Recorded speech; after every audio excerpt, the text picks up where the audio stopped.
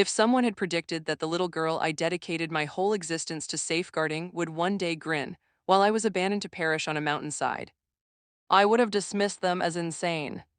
Yet that is precisely what occurred. 3 weeks following my knee replacement procedure, my own son-in-law hauled me from his sport utility vehicle amid a fierce thunderstorm, tossed my crutches into a swollen roadside channel, and ordered me to make my way home on foot.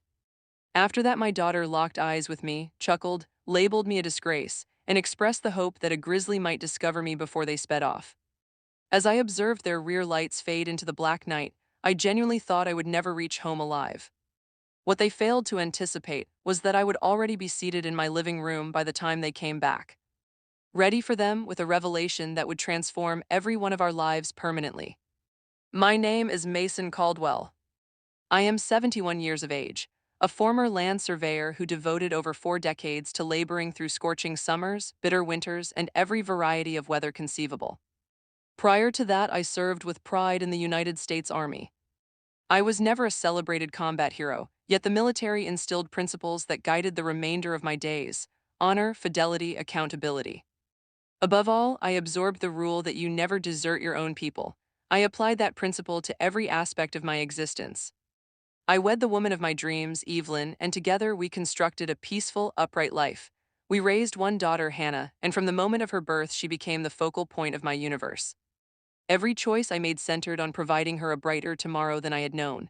I put in extra hours for years, forwent holidays, and set aside my personal ambitions so Hannah could pursue hers. I coached her softball squad, assisted with every school assignment, instructed her in driving, covered her college costs, and even drew heavily from my retirement funds so she could enjoy the elegant wedding she had always envisioned. I never felt remorse for a single sacrifice because seeing my daughter's smile outweighed any sum of money. Then everything shifted. My wife lost her fight against cancer after more than 40 splendid years at my side. Suddenly the house grew agonizingly quiet. Every chamber evoked her presence. I still anticipated hearing her steps in the corridor or her call summoning me to the kitchen. Sorrow has a manner of rendering even resilient individuals susceptible, and that was exactly when Hannah and her spouse, Derek, abruptly turned extraordinarily caring. They pressed that I should no longer reside by myself. They volunteered to assist with shopping, medical visits, documents, and eventually my money matters. They persuaded me they merely wished to simplify my days. Because she was my child, I trusted them. Fortunately, an inner sense restrained me from handing them full authority over all I possessed. I permitted them to manage a few accounts, yet I never transferred ownership of my residence or my reserves. At the time, I could not articulate why I held back. Now I understand that quiet intuition preserved my entire future. As the weeks went by, the warmth gradually faded. Derek started making choices without consulting me. He discussed my house as though it already belonged to him. Every discussion somehow turned toward finances, real estate, or what would occur once I was no longer present. Hannah gradually altered as well. She ceased standing up for me. She exhaled in annoyance whenever I requested assistance and rolled her eyes whenever I moved too deliberately. The father who had devoted his entire life to shielding her had somehow turned into someone she felt ashamed to appear with in public. Not long after that, decades of physical labor finally exacted their toll. My left knee had deteriorated completely, and I required replacement surgery. The procedure succeeded, yet recuperation proved gradual. For several weeks, I relied on crutches and needed intermittent aid around the dwelling. Rather than displaying empathy, Derek and Hannah regarded me as a burden. Every plea for support met with irritation. I could nearly sense them tallying the days until I ceased being their obligation. Then they declared they had located a care facility several hours distant. They maintained it was the ideal setting for a person of my years. I declined at once. My physicians had already assured me I would regain full strength with a modest period of time and rehabilitation exercises. I required no nursing home. I simply needed forbearance and a few weeks of backing. They disregarded every word I uttered. In their view, I had become a barrier standing between them and the easy life they desired. The dispute intensified during the journey. I reminded Hannah that her mother would feel shame if she could witness what they were doing. Those remarks drove Derek past his limit. He jammed on the brakes along a remote mountain stretch during one of the most severe thunderstorms I had ever encountered.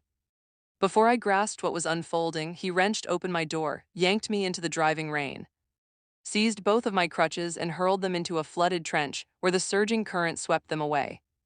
He fixed his gaze on mine and declared, "Get out and walk, old man." Those words were harsh, yet what followed shattered my heart entirely. Hannah leaned over from the passenger side, laughed, termed me a humiliation, and wished me fortune with the bears before Derek slammed the door and accelerated away. I remained there drenched to the skin, incapable of walking, watching the crimson taillights vanish into the gloom.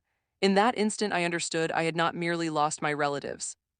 I had lost the individuals I had trusted most. With no alternative, I pulled myself along the roadside, hoping someone would appear before the chill or the agony overpowered me. Every motion sent piercing pain through my newly operated knee. I truly thought I would perish on that mountain. Then, through the downpour, I noticed headlamps approaching slowly. The pickup halted beside me and the driver stepped out. It was Nathan Carter, the Army officer who had led my unit more than 50 years previously.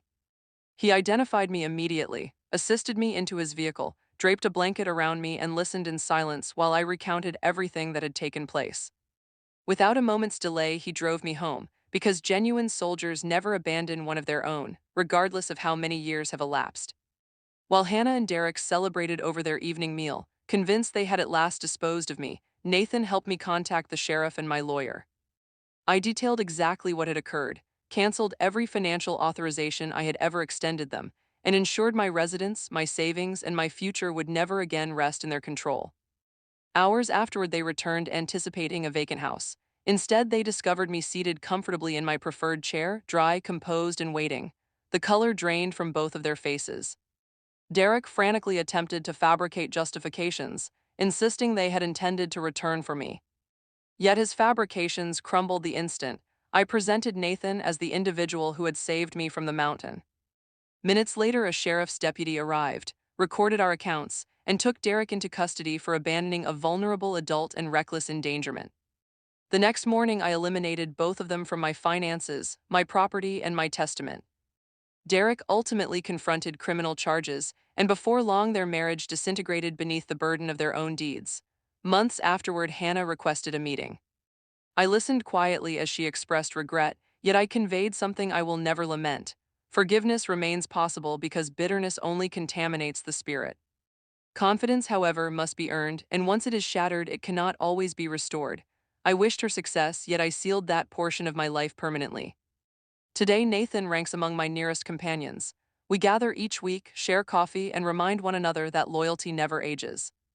My daughter imagined my value evaporated the moment I required assistance to walk. She was utterly mistaken.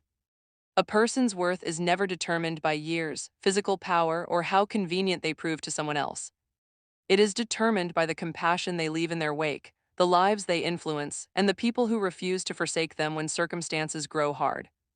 That dreadful storm stripped away the family I believed I possessed, yet it bestowed something still more precious. It reminded me that genuine family is not invariably linked by blood. Genuine family consists of the people who remain at your side when everyone else elects to depart.